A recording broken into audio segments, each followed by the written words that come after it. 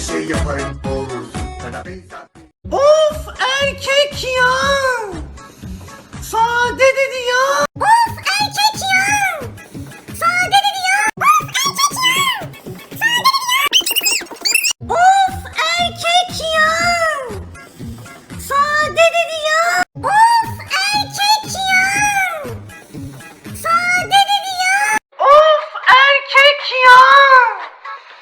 Sade dedi ya. Of erkek ya.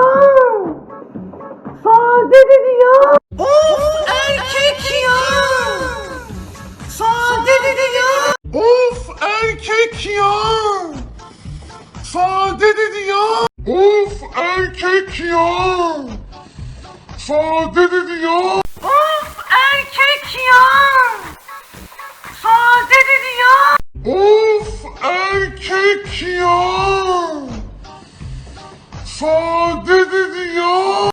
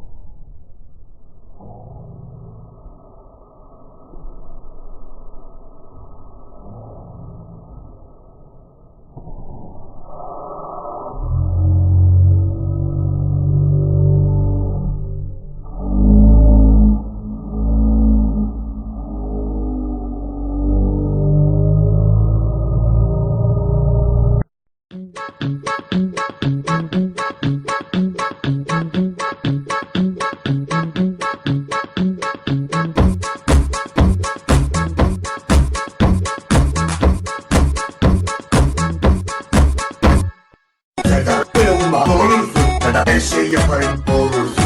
Ben zaten ezikliyor oğlum, tecavüz ediyorum. Lan yeter. Bana kurban olayım. Ben yeter çıkar. Yabancı değilim. Öyle vurmanı